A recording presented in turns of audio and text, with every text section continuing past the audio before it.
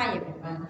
Today I'm going to show you guys how to do balancing of equations using oxidation number method. Actually, in chemistry there are two different methods you can balance chemical equations. The very first method is the inspection method and the method number 2 is the oxidation changing method. But the oxidation numbers changing method, you have two different varieties like oxidation number changing method and the half reaction method.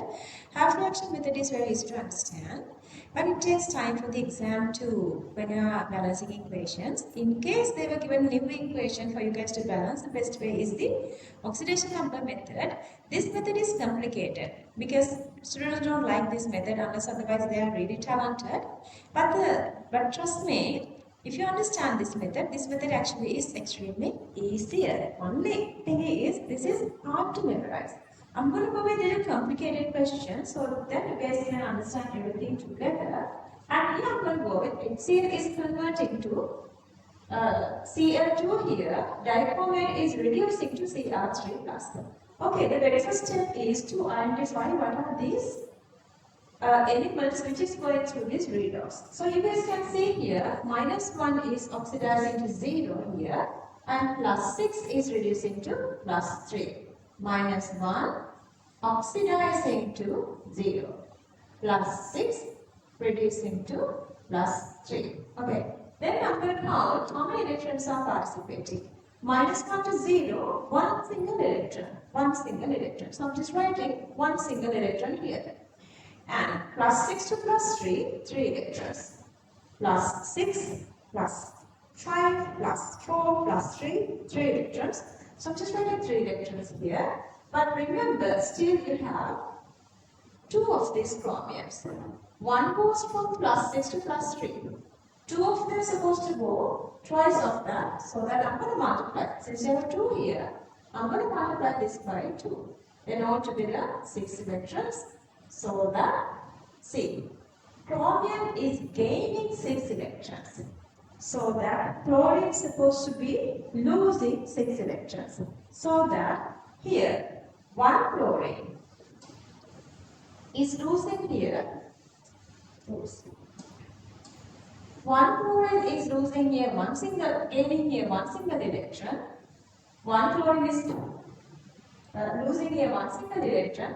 So that to lose 6 electrons. Because this is giving 6 electrons away. So that HCl is supposed to be losing those 6 electrons. And this is gaining 6 electrons. So this is supposed to lose 6 electrons. One of the chromium is losing one single electron. So to lose 6 electrons, there are supposed to be 6 electrons. There are supposed to be 6 HCl. And here you are multiplying by 2 because we have 2 chromium here. To show it in the other side as well, so that we have here 2 chromium as well. So that 6 HCl and 2 chromium. This is the oxidation number method. Rest of the part we are going with this inspection method. Okay, you guys can see if I go again. Since you have Cl- to 0, it goes with one single electron. But here you have 6 electrons. 6 goes to +3 electrons, but you have 2 chromium, so you are writing 2 here. So that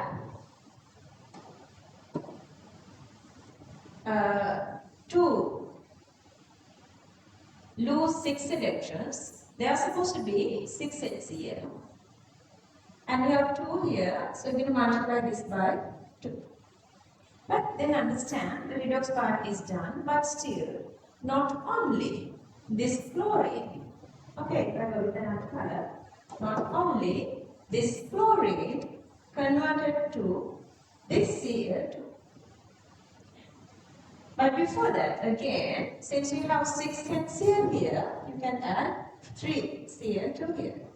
Other than this 6 HCl is converting to 3 Cl2, you guys can see obviously there are chlorine in other 2 places here. Those 2 are one here and one here. So that part actually is the inspection method, so that not only chlorine is participating for redox, normal displacement part is also there. Okay, so what you can do is, first I'm going to go with this first part. So this first part is explaining here. This is the part that we are going with